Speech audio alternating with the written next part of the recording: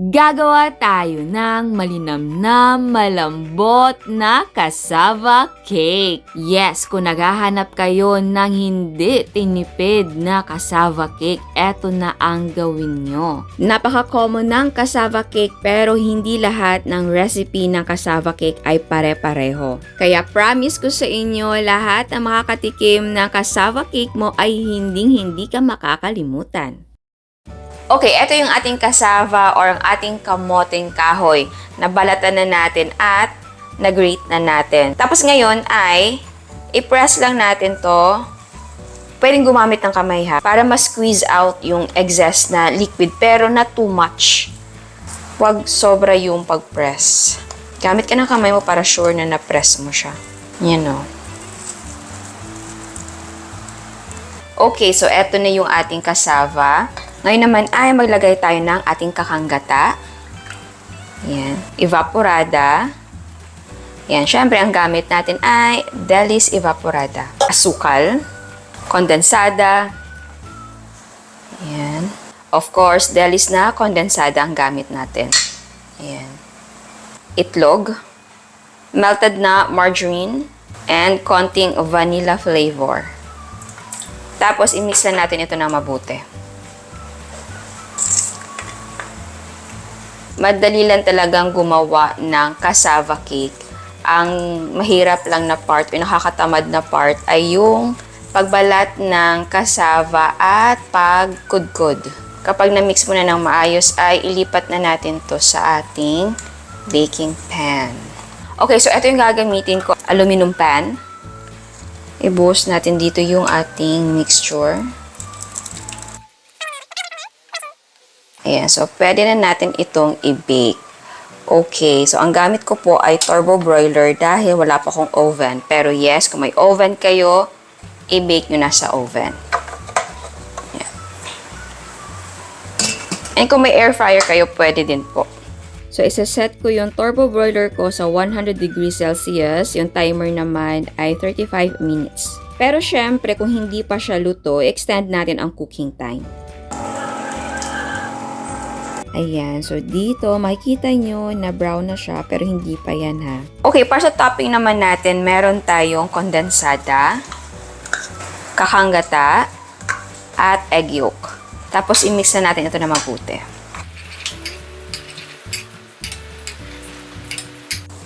Ayan. Ito na po siya. I-check natin. And ayan, hindi na po siya basa. So, maglagay tayo ng ating topping. Lagyan natin ng keso. And then, lutuin natin ulit. So, 100 degrees Celsius. Tapos, iset natin ang timer sa 15 to 25 minutes. Again, kung hindi pa brown, extend mo ang cooking time. And, ayan siya. Kung gusto nyo na ganyang kulay, ay pwede na po. Yung akin sinobrahan ko, kaya ganyan ang kulay. And, eto na po siya. Pinalamig ko lang. And yes, inilagay ko sa chiller. So, pwede mo siyang ipack ng ganito kung gusto nyo na pangbenta or pang regalo. Ayan, so tikman na natin.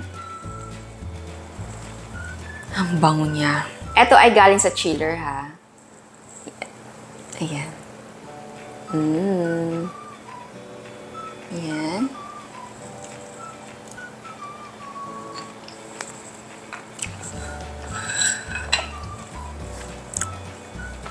Ang lambot kasi. Dahil sa chiller ha, pero malambot siya. And yes, malinamnam talaga. Second time ko nang gumawa nito. Kaya, na-miss ko talaga siya. And the last time na gumawa ako nito ay 4 years ago or 5 years. Gumawa ako nito dahil bihira lang ako makatikim ng cassava cake na talaga, alam mo yung malinamnam. Kasi usually talaga yung cassava cake na nabibili ko, medyo matabang siya. Tapos, may nabili akong, ganito ba yung kaliit or half nito? Malayo dito sa amin. Talaga magpapapasabay ka, ganun. Ipapakargo mo pa. So, sabi ko, gawa nga ako para, so, diba, kung magpapasabay ka, napaka mahal. And yes, nakuha ko yung gusto kong lasa.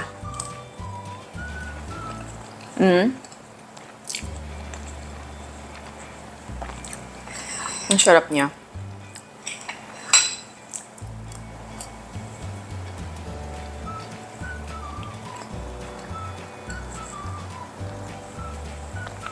Malinamnam, hindi ko mapigilan yung sarili ko. Alam niyo ba, nagda-diet ako.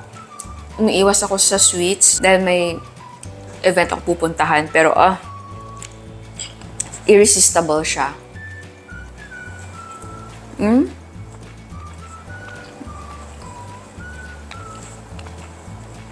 Ito yung gusto ko. Kahit inilagay mo sa chiller, hindi siya tumitigas and malinamnam pa rin siya.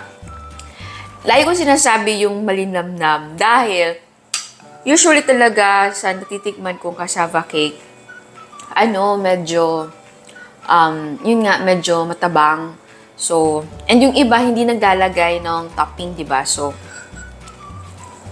ito, sana masubukan nyo para meron kayong handa or, di ba may mga potluck, ganun, mga party dahil malapit na ang December. Kahit very common na ang cassava cake, may ibigan nyo yung recipe na ito. And syempre sa gusto ng extra na pagkakitaan, pero yung pagkakitaan to, alam nyo ba, nag-iisip din ako na baka gumawa rin ako nito, i-display ko sa store ng mother ko.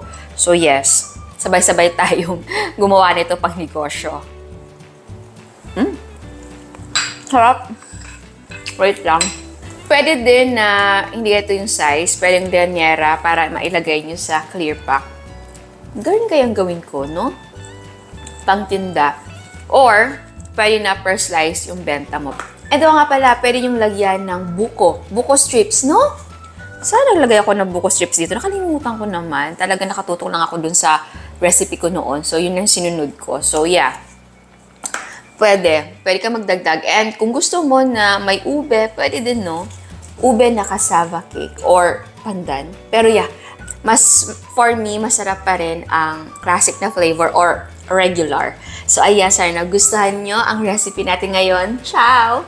At sa mga hindi pa nakasubscribe, please subscribe sa ating YouTube channel and please click the notification bell and please click all para ma-notify kayo sa lahat ng uploads. And please don't forget to like our Facebook page and follow us on Instagram. Thank you!